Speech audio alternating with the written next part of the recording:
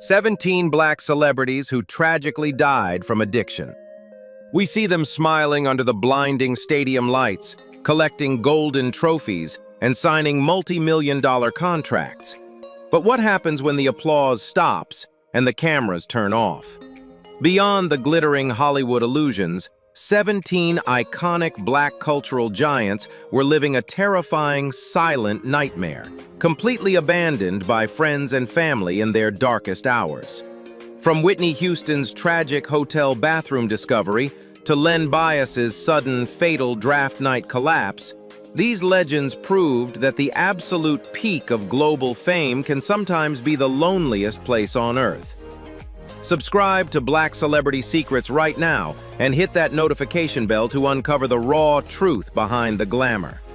Drop a comment below. Which star's tragic, isolated end broke your heart the most? Whitney Houston.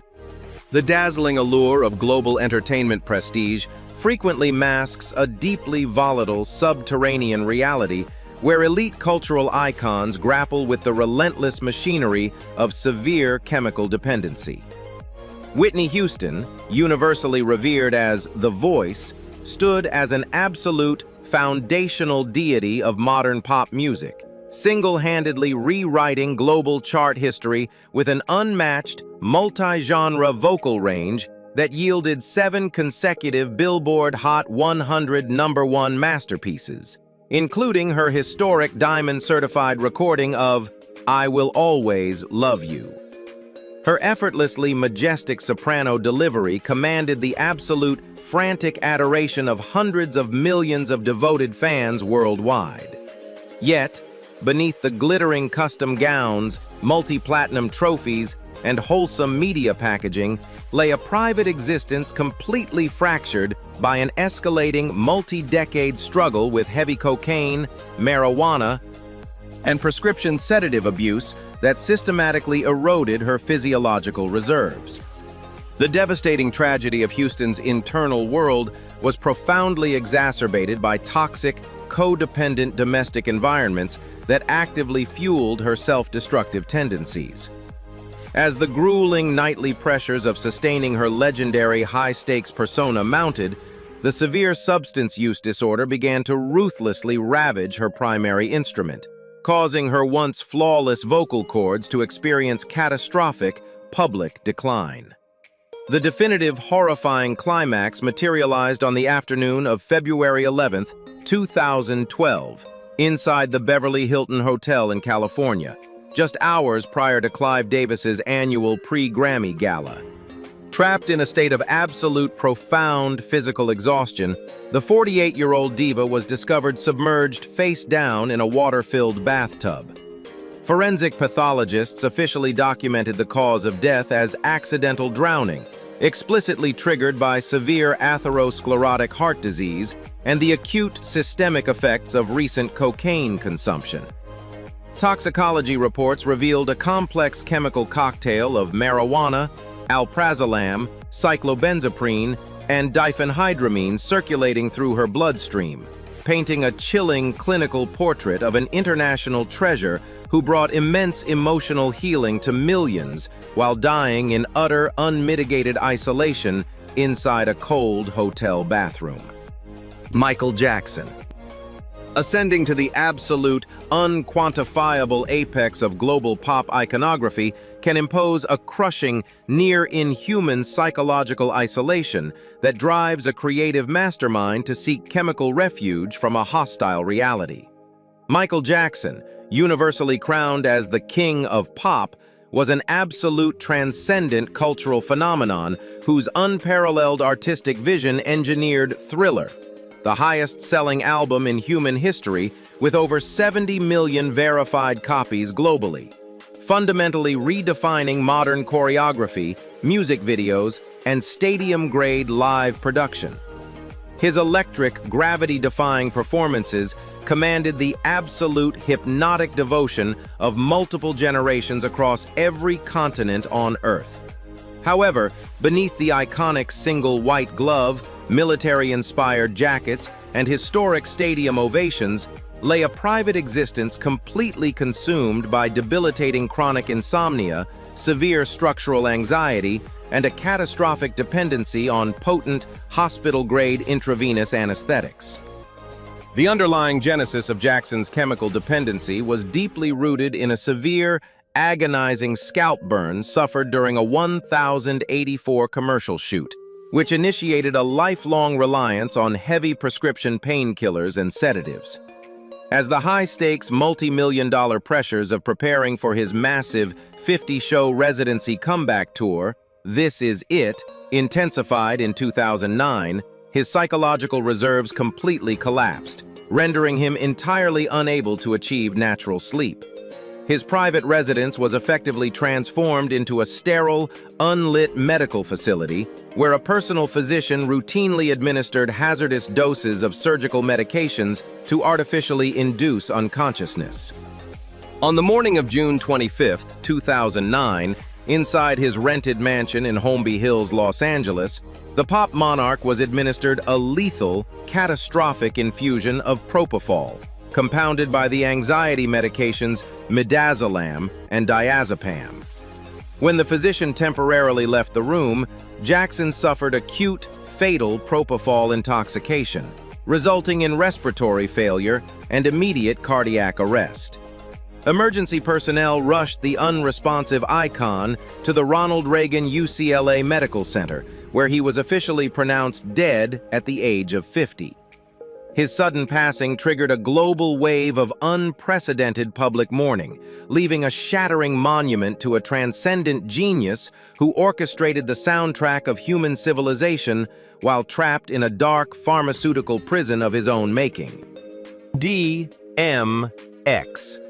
The visceral, uncompromising landscape of street-level hardcore rap can serve as a direct, raw audio documentation of a lifetime spent waging a ferocious, unsuccessful war against the relentless demons of acute substance addiction. DMX, born Earl Simmons, emerged as an absolute multi-platinum juggernaut of hip-hop culture, becoming the only artist in history to have his first 5 consecutive studio albums debut at #1 on the Billboard 200 charts, spearheaded by raw, aggressive anthems like Rough Riders Anthem and X Gon' Give It To Ya. His raspy, volcanic vocal delivery and intense, emotionally naked spiritual conflict commanded the fanatical, raw adoration of millions of listeners globally. Yet, behind the historic record-breaking sales and the imposing, near-mythic, hyper-masculine stage presence lay a fractured soul, severely traumatized by childhood domestic violence and an accidental introduction to crack cocaine at the tender age of 14. This early non-consensual chemical exposure engineered an unbreakable lifelong biological dependency that Simmons candidly fought through countless public relapses, arrests, and highly publicized stints in specialized rehabilitation centers. The music industry enthusiastically profited from the dark, manic energy generated by his suffering, while offering zero structural protection for his complex psychiatric vulnerabilities. The final catastrophic breaking point materialized on the night of April 2, 2021, inside his home in White Plains, New York. Simmons suffered a devastating cocaine-induced heart attack that caused immediate catastrophic oxygen deprivation to his brain. After being rushed to the hospital in a state of profound, irreversible coma, he spent a grueling week on artificial life support as his vital organs systematically collapsed.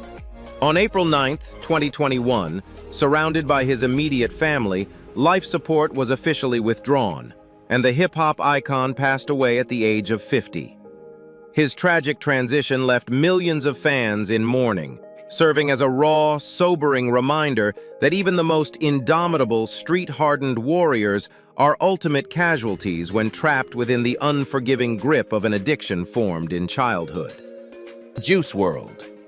The meteoric modern ascent of internet-era streaming stardom possesses a terrifying ability to accelerate an artist's personal access to lethal quantities of synthetic narcotics, frequently resulting in a catastrophic, sudden loss of life at the absolute dawn of adulthood. Juice WRLD, born Gerard Anthony Higgins, emerged as an undisputed multi-platinum pioneer of the emo rap subgenre, capturing the collective existential anxieties of a digital generation with his raw, emotionally vulnerable multi-genre masterpieces like Lucid Dreams and All Girls Are the Same. Possessing a rare, genius-level capacity for fluid, long-form improvisational freestyle rhyming, Higgins commanded billions of global audio streams and the fanatical devotion of millions of young listeners worldwide. Yet behind the astronomical digital statistics, high-fashion lifestyle, and major record label bidding wars lay a private internal reality completely consumed by a heavy, escalating dependency on prescription promethazine codeine syrup and counterfeit oxycodone pills. The underlying tragedy of Higgins's short existence was explicitly documented within his own haunting lyrical prose, where he routinely prophesied his own premature demise due to the suffocating pressures of his sudden, overwhelming fame. The definitive, horrifying climax materialized on the early morning of December 8, 2019, when his private chartered Gulfstream jet landed at Midway International Airport in Chicago. Alerted by federal authorities awaiting a search of the aircraft for contraband, a state of extreme panic ensued on board. In a frantic, fatal attempt to conceal evidence from law enforcement officials, the 21-year-old artist ingested a massive, catastrophic dosage of hidden Percocet pills. Minutes later, Higgins began experiencing violent, uncontrollable seizures directly on the terminal floor. Forensic pathologists officially certified the cause of death as acute oxycodone and codeine toxicity. His sudden, tragic transition left an entire generation of music lovers utterly shattered, a sobering testament to how a brilliant youth could be instantly crushed by the unforgiving weight of a modern pharmaceutical nightmare. David Ruffin. The glittering, historic peak of mainstream soul music can rapidly dissolve into a volatile, unlit underworld of complete personal ruin when an artist's explosive, unmanageable ego becomes deeply ensnared by the ruthless grip of acute chemical addiction. David Ruffin, born Davis Eli Ruffin, proudly stood as the volcanic premier lead vocalist of The Temptations, single-handedly driving Motown Records into an international cultural juggernaut with his raspy, emotionally raw, and deeply agonizing delivery on timeless anthems like My Girl and Ain't Too Proud to Beg. Possessing an electric high-fashion stage presence and trademark thick-rimmed glasses, Ruffin commanded the absolute adulation of millions of screaming fans globally. However, an escalating severe dependency on freebase cocaine triggered an erratic, self-destructive trajectory that permanently severed him from his musical brotherhood and his structural corporate safety net. Following his highly publicized expulsion from the group in 1968 due to missed performances and volatile behavior, Ruffin entered a treacherous downward spiral that completely dismantled his personal and professional relationships. While he attempted to sustain a solo career, his volatile personal habits made him an absolute liability for major record labels, causing his income to dry up and his industry connections to entirely evaporate. As the decades advanced, the massive networks of managers, enforcers, and adoring groupies who had enthusiastically profited from his unique genius systematically vanished, leaving him to navigate the dangerous urban underworld of Philadelphia completely unassisted and alone. His final hours played out as a horrifying, clinical manifestation of celebrity abandonment. On the early morning of June 1, 1991, following a multi-day crack cocaine binge inside a squalid drug house, an unconscious Ruffin was callously dropped off at the emergency room door of a Philadelphia hospital by a local dealer who immediately fled. Stripped of all identification, the legendary voice of an entire generation was officially admitted under the designation of an unknown John Doe. He passed away hours later from an acute overdose in absolute, chilling neglect. a heartbreaking testament to how swiftly the brightest spotlights of global stardom can fade into a nameless grave. Gangsta Boo. The visceral, boundary-breaking world of hardcore Southern hip-hop can serve as a dangerous arena where the excessive, high-stakes party lifestyle of the entertainment industry gradually evolves into a quiet, fatal encounter with highly toxic synthetic contaminants. Gangsta Boo, born Lola Chantrell Mitchell, was universally revered as the undisputed Queen of Memphis, pioneering a fierce, aggressive, and highly influential female rap style as a core early member of the Oscar-winning collective 3-6 Mafia. Her rapid-fire, razor-sharp vocal delivery and uncompromising street lyricism on classic albums like Inquiring Minds shattered regional barriers, commanding the deep respect of the global hip-hop elite and inspiring an entire generation of future female rap superstars.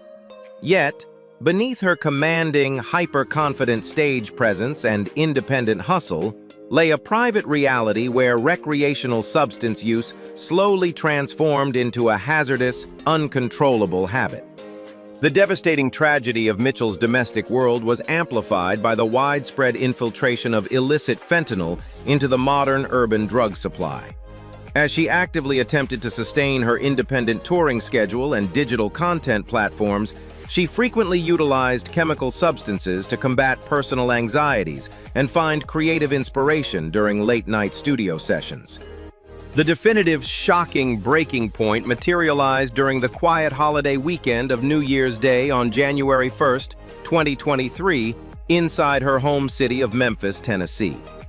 Following an evening of social celebration, Mitchell consumed what she believed to be a standard recreational substance, unaware that it was laced with a lethal concentrated dose of synthetic opioids. She was discovered cold and completely unresponsive on her porch the following afternoon. Forensic examinations officially documented the cause of death as a catastrophic, accidental overdose triggered by the lethal combination of fentanyl, cocaine, and alcohol.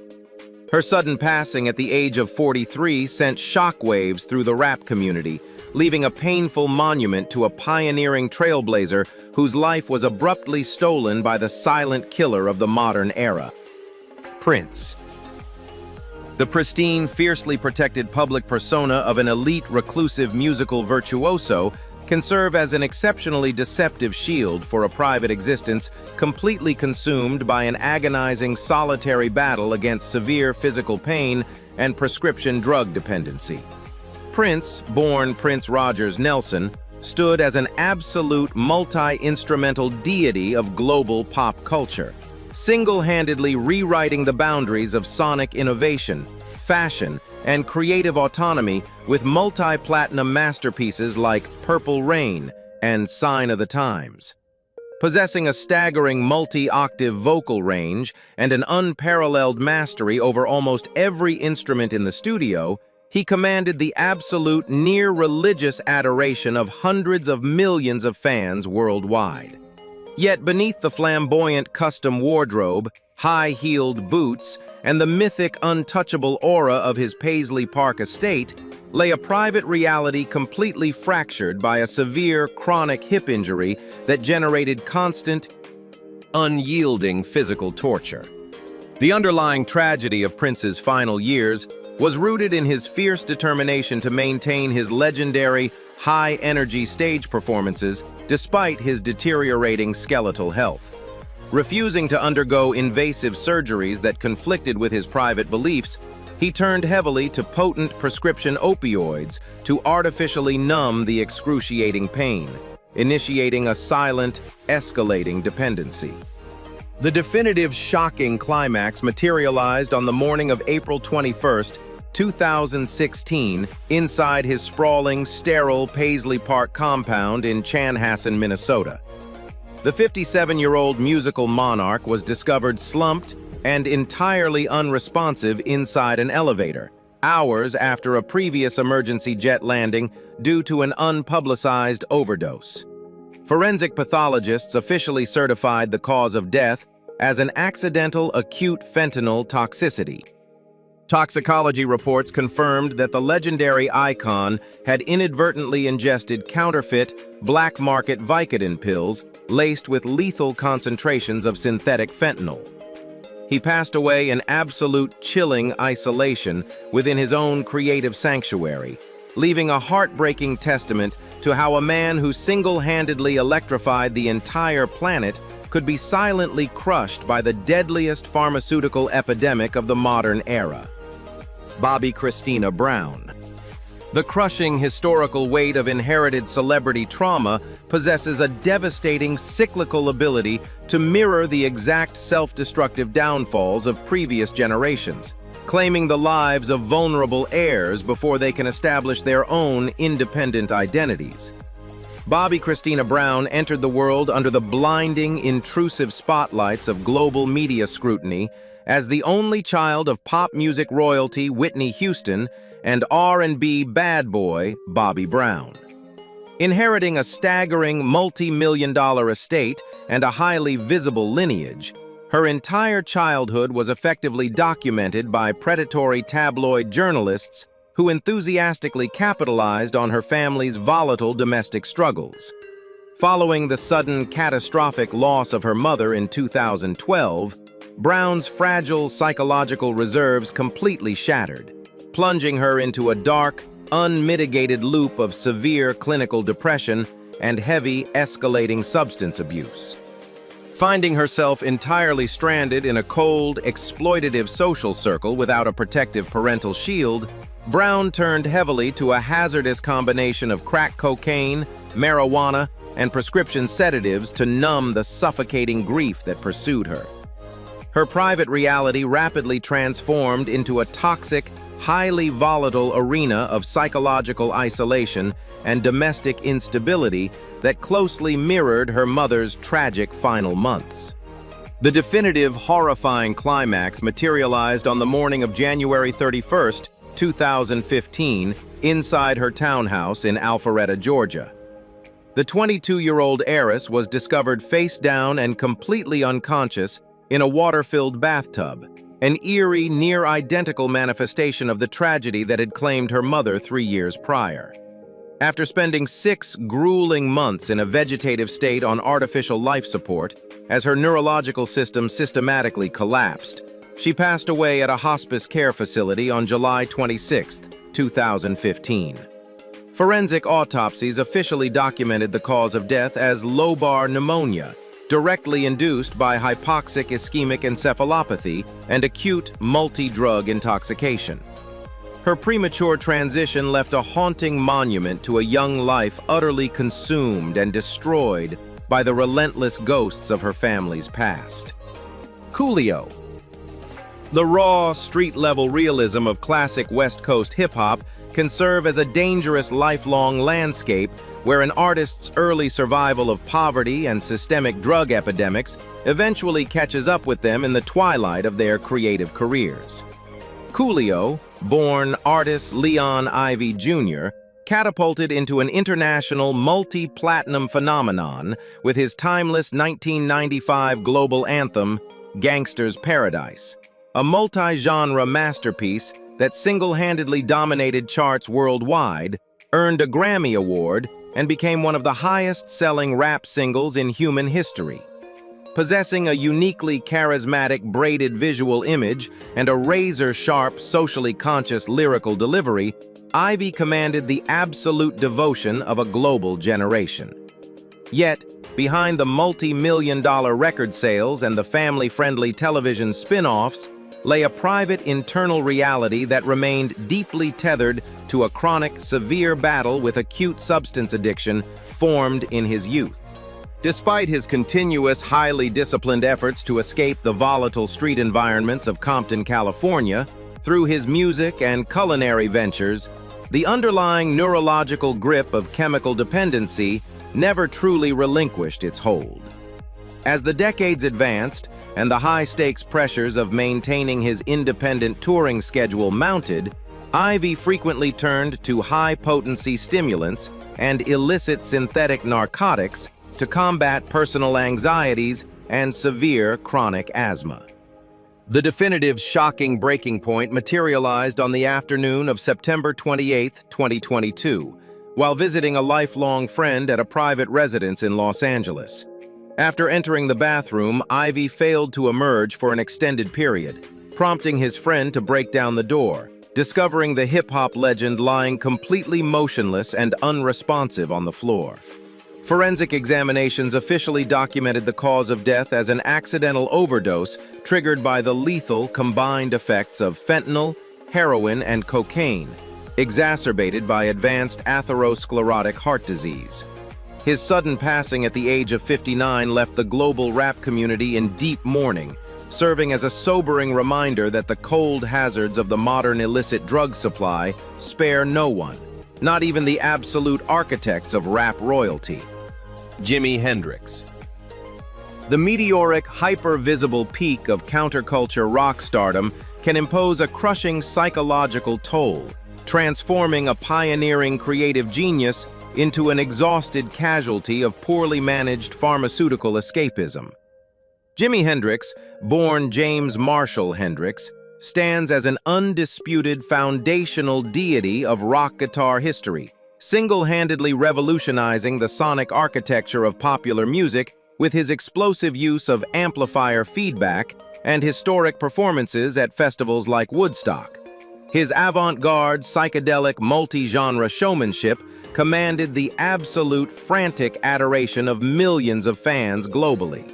Yet beneath the flamboyant silk attire, legendary status, and international acclaim lay a private, internal reality completely fractured by extreme creative exhaustion, severe chronic insomnia, and an escalating dependency on heavy sedatives to escape the relentless pressures of his public persona. The underlying tragedy of Hendrix's final months was exacerbated by an aggressive corporate machine that viewed him exclusively as a lucrative commodity, offering zero structural protection for his fragile psychological well-being. Finding himself increasingly alienated from genuine personal connections and trapped in a volatile loop of legal disputes, he routinely relied on powerful downers to force his overstimulated mind into temporary unconsciousness. The definitive horrifying climax materialized on the early morning of September 18, 1970, inside a subterranean room at the Samarkand Hotel in London, England. After a night of heavy drinking, an exhausted Hendrix ingested a catastrophic, unauthorized dosage of Vesparax, a highly potent barbiturate sleeping medication. He suffered acute, fatal barbiturate intoxication, resulting in severe respiratory depression and causing him to asphyxiate on his own vomit while completely unresponsive. He passed away in absolute chilling neglect before medical personnel could render aid, leaving a shattering monument to a transcendent genius who electrified human civilization while dying in utter, unmitigated solitude at the tragic age of 27. Old Dirty Bastard. The chaotic, uncompromising landscape of classic East Coast hardcore rap can sometimes serve as a tragic public stage where an artist's severe mental health vulnerabilities are actively exploited, accelerating a downward spiral into fatal chemical reliance.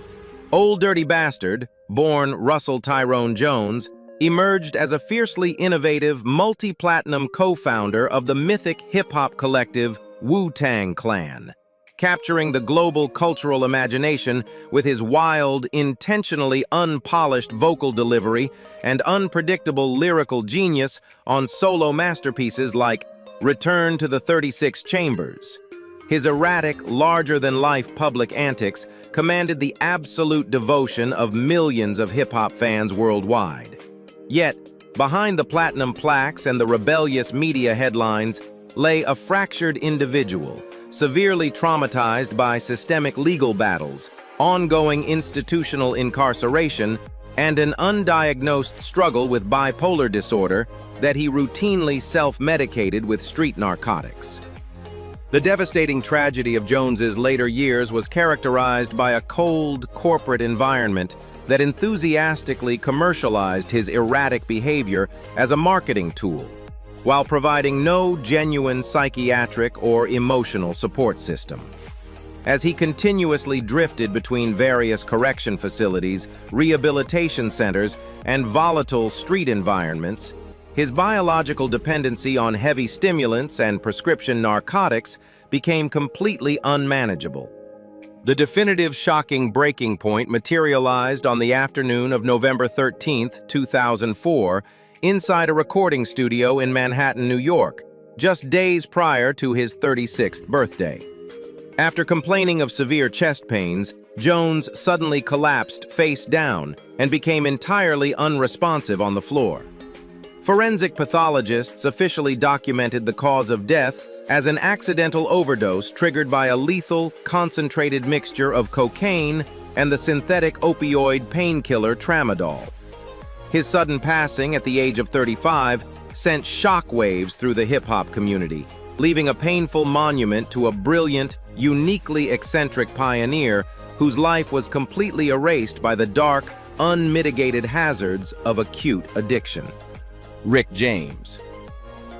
The decadent, high-stakes peak of late 20th century stadium funk can rapidly transform into an unlit, violent arena of personal destruction when an artist's creative genius becomes completely tethered to an unmanageable, multi-decade drug addiction.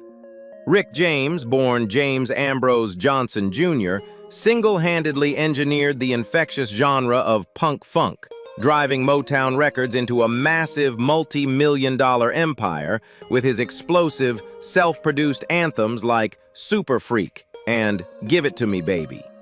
Possessing a highly theatrical stage presence, trademark long braids, and unmatched instrumentation skills, Johnson commanded the absolute adulation of millions of fans worldwide.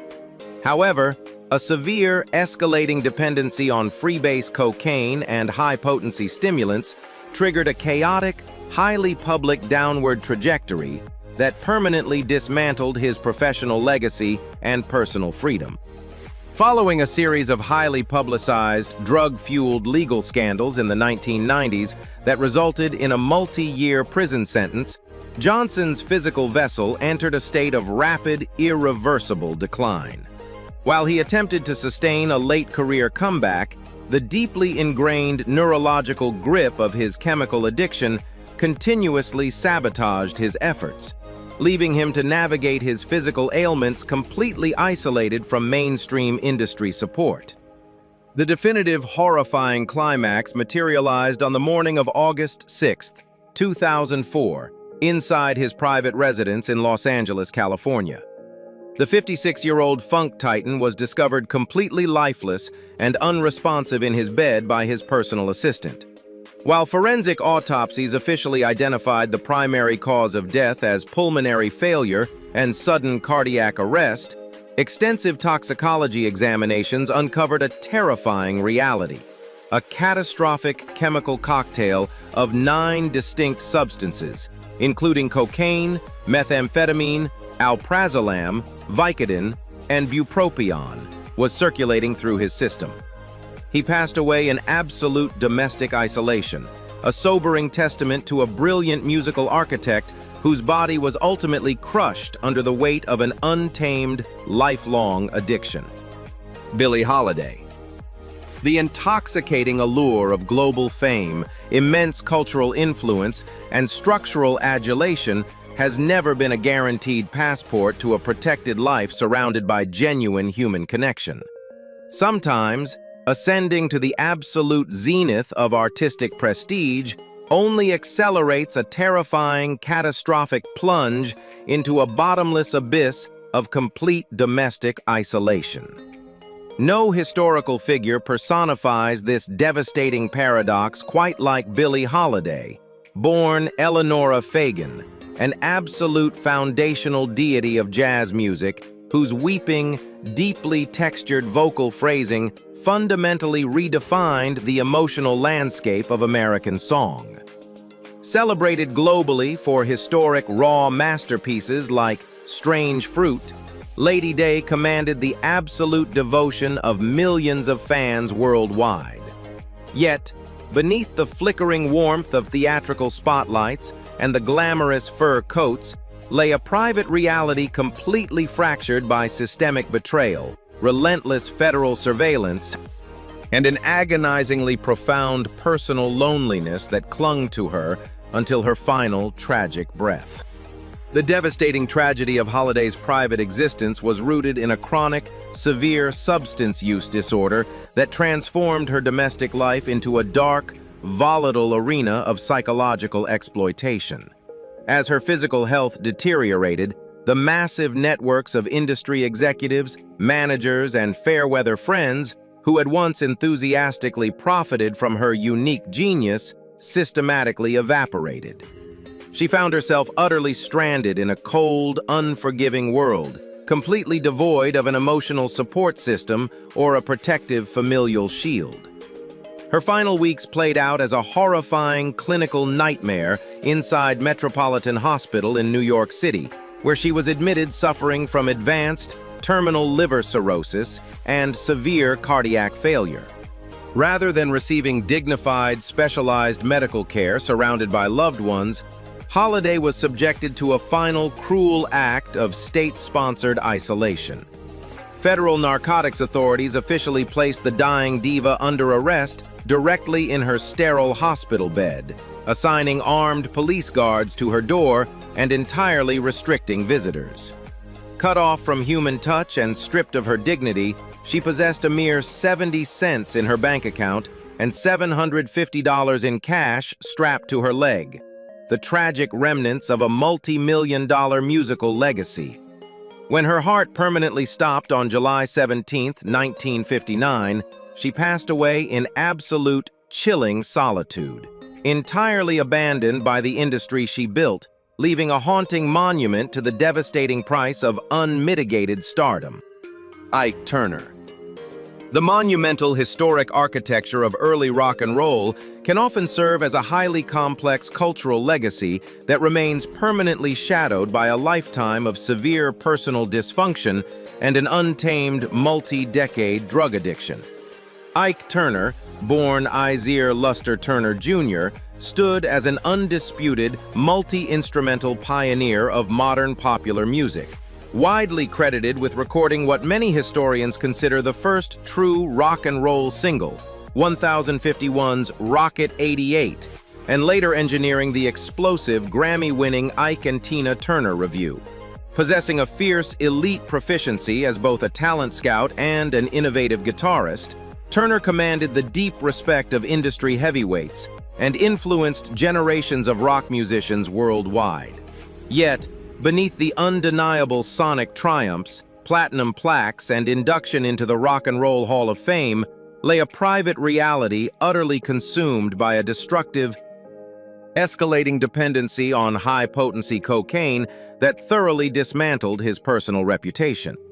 Following his highly publicized professional and domestic separation from Tina Turner in the mid-1970s, Ike became deeply trapped within a volatile downward spiral of severe legal volatility, multiple narcotics arrests, and extensive corporate blacklisting.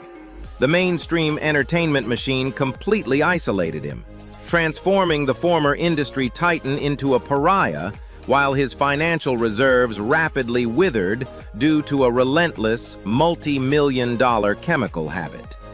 The definitive, shocking breaking point materialized on the morning of December 12, 2007, inside his private residence in San Marcos, California. The 76-year-old musical architect was discovered completely cold and unresponsive by his family. Forensic pathologists officially documented the cause of death as an acute, accidental cocaine toxicity. Post-mortem examinations uncovered that the lethal chemical overdose had instantly overwhelmed a physical vessel already severely weakened by advanced cardiovascular disease and pulmonary emphysema. He passed away in absolute domestic isolation, a sobering testament to an irreplaceable musical grandfather who spent his twilight years trapped within the dark, unforgiving ruins of an addiction he could never truly conquer. Pimp C.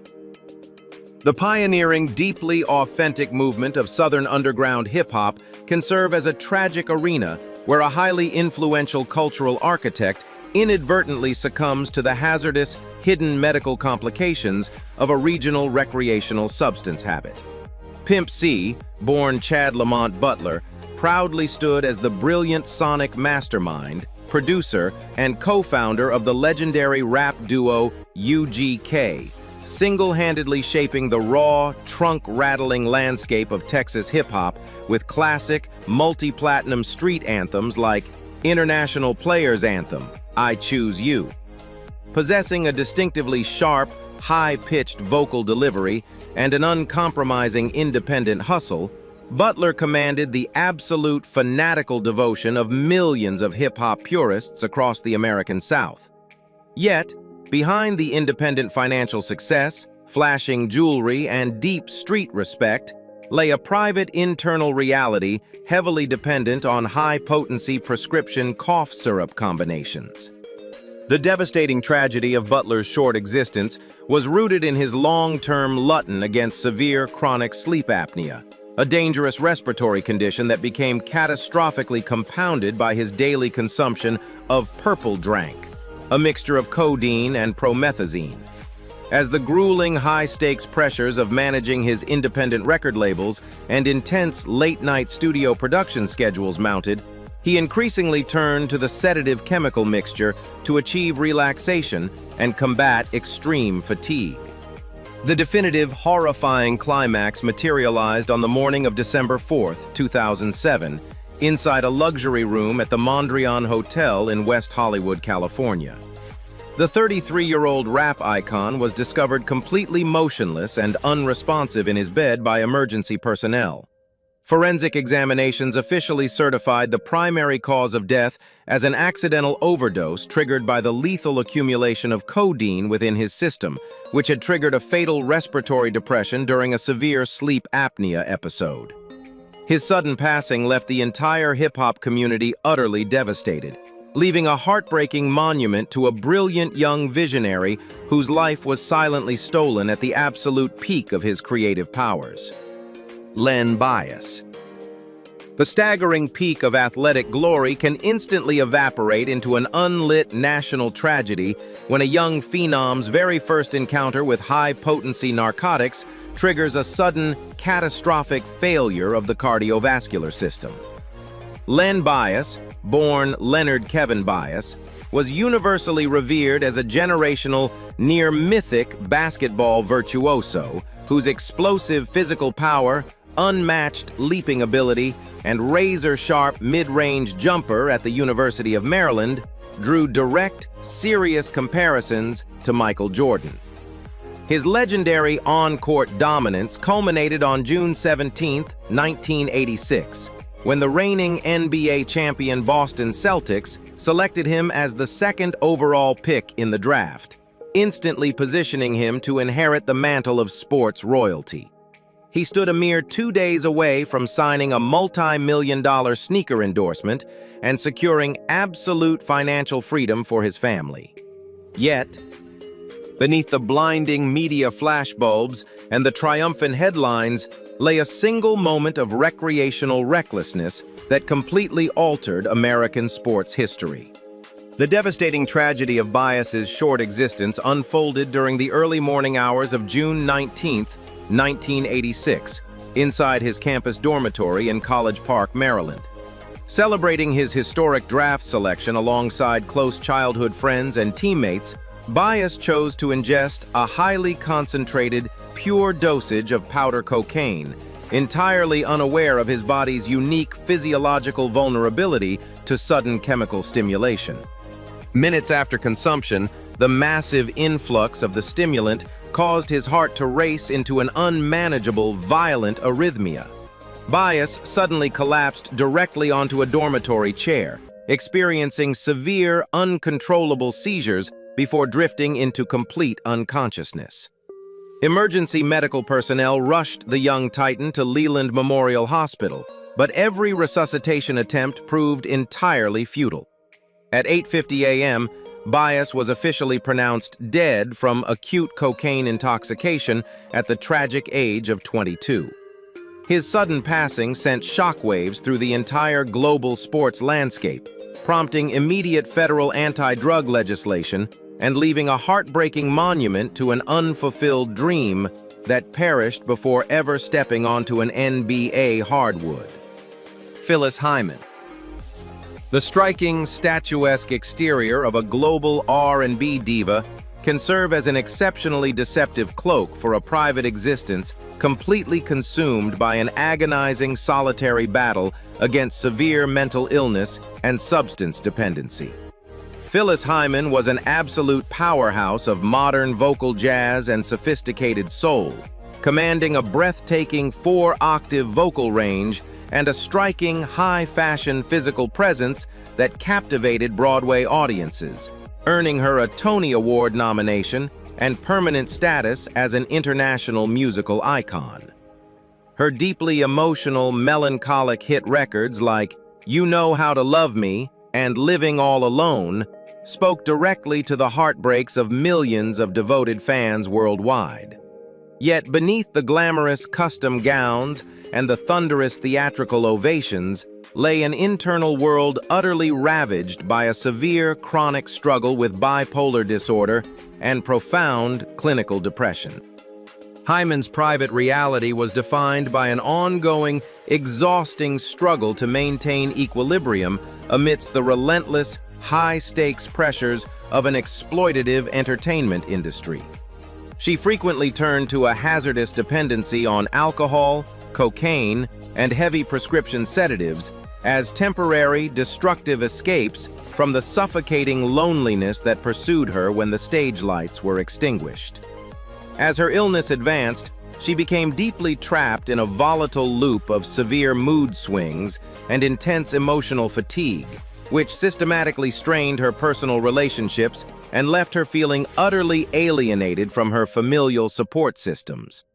Despite her desperate, transparent cries for help, the corporate mechanisms of the music industry continued to demand her compliance, forcing her to maintain an intense touring schedule that further drained her psychological reserves. The ultimate, devastating breaking point materialized on the afternoon of June 30th, 1995, inside her New York City apartment, just hours before she was scheduled to perform a massive concert at the Apollo Theater. Trapped in a state of complete, unmitigated despair and believing she was entirely alone in a cold world, Hyman consumed a lethal overdose of powerful sleeping pills. She passed away in absolute chilling solitude at the age of 45, leaving behind a shattering suicide note that explicitly documented her exhaustion with a life completely devoid of genuine human peace. As the final stage lights fade into absolute oblivion, we are left with a haunting, deafening silence and 17 shattered histories. These raw profiles expose a profound systemic decay within the entertainment industry, proving that historic wealth and global adoration can never purchase genuine human connection or shield a fragile soul from total desolation. Join our community conversation right here on Black Celebrity Secrets. Are these devastating downfalls a tragic byproduct of an exploitative industry that discards human beings like obsolete machinery? Or did these icons consciously choose total isolation as their only true sanctuary from a parasitic world? Let's debate and share your deep thoughts in the comments section below.